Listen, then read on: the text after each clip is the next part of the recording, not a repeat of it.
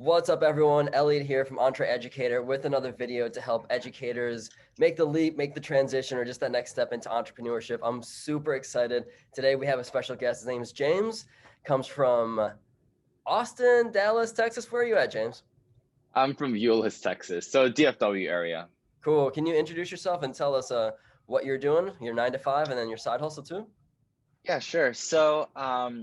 I'm a high school educator, so I actually teach AP biology and on-level biology class. Currently, due to the COVID environment, I'm actually teaching a hybrid model. So I'm teaching in person and also remote, but I am working, all of my sessions will be located at my respective high school.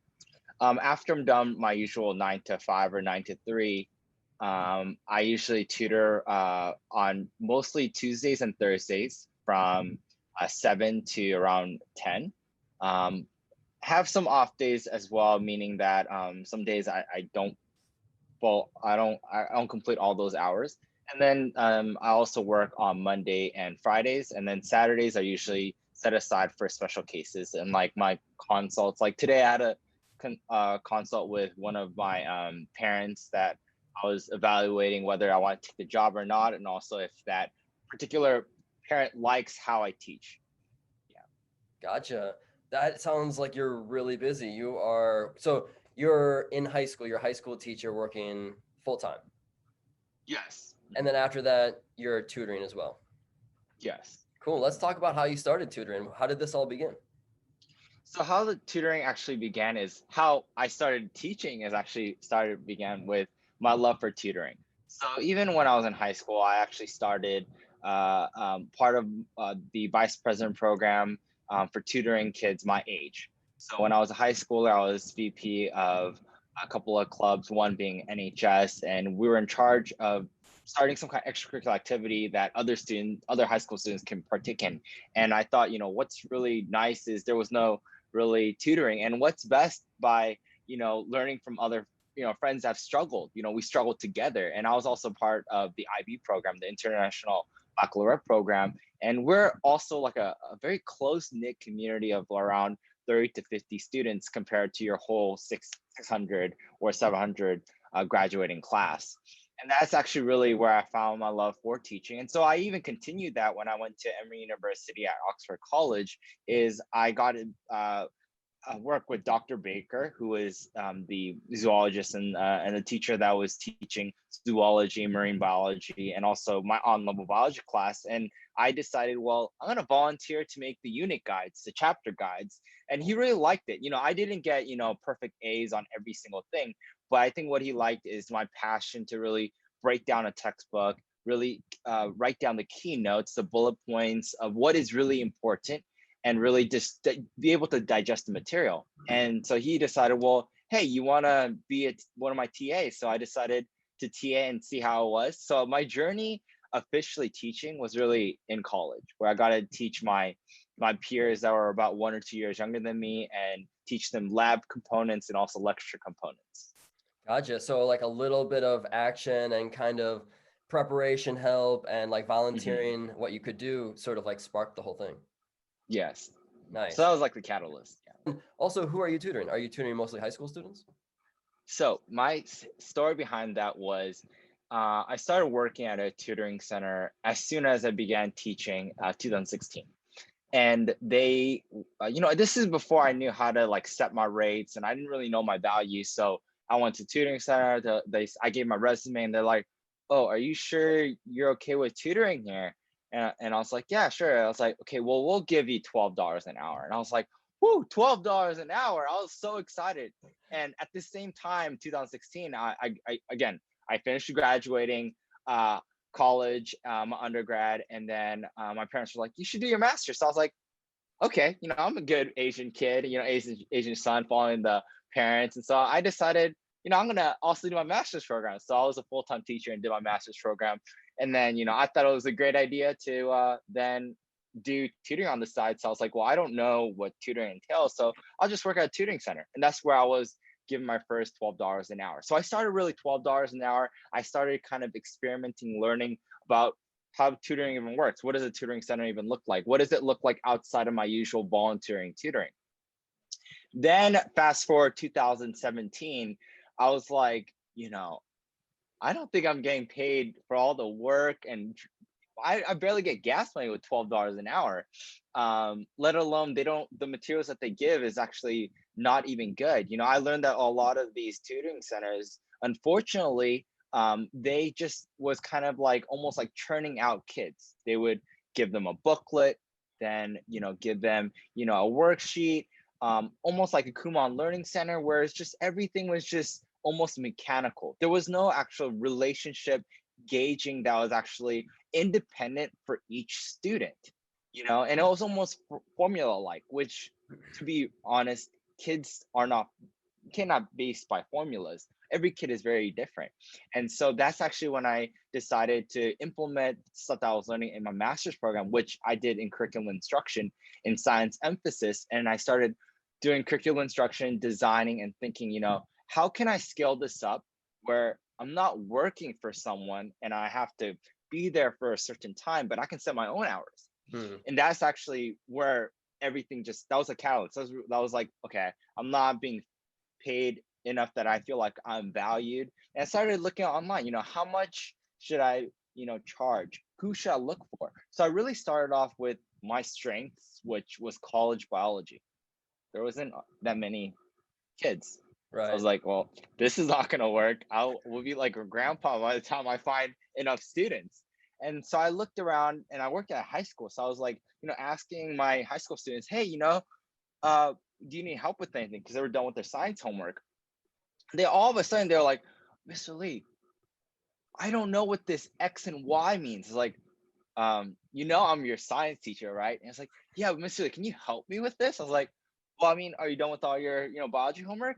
And then he was like, yes, sir, I'm finished, but I really got to get this in because I have a test. I was like, okay. So I was like, put my brain cap on. I was like, I'm not really a math teacher, but we'll see what I can do. So I went to the whiteboard. I started filling out, and then all the students, the students were like, start chanting. It's like, go, Mr. Lee, go, Mr. and it really built my confidence. And I was like, okay, well, I'm a science teacher, but if you need help with math. So I started saying, last 5 minutes of class, if you need help after you finish all your science homework, I can help you with your math. And that's really how the journey began. So right now, in terms of math, during the summer, I actually teach first grade all the way to sixth grade math, just essential skills. In addition to that, like I just came back from my tutoring geometry. So for my high school math, I tutor algebra 2, geometry, college algebra for my college algebra students, as well as SAT math. Okay, so it sounds like of all the subjects, math is the one that you do the most. Yes. But I mean, parents, like I said, I had this a consult earlier, and that parent was like, well, my kid actually just needs really, in general, just skills. Like, okay, what do you mean by that? And they were like, well, how would I get to the next level for my kids? I was like, well, I can help you with math. Do you also need English? So I'm very suggestive. I want to probe in, and if a child needs English help, if I can't help, I usually hire someone else, or I usually get another English teacher's help, and I pay them. Hey, can you make this curriculum plan for me? And can you teach me how to do this? And then I go ahead and tutor. So it's a very, like, I think being a high school teacher, I have a lot of resources right next to me. If I need something for math, I ask them, hey, what textbook are you using? And I was like, well, I tutor this way.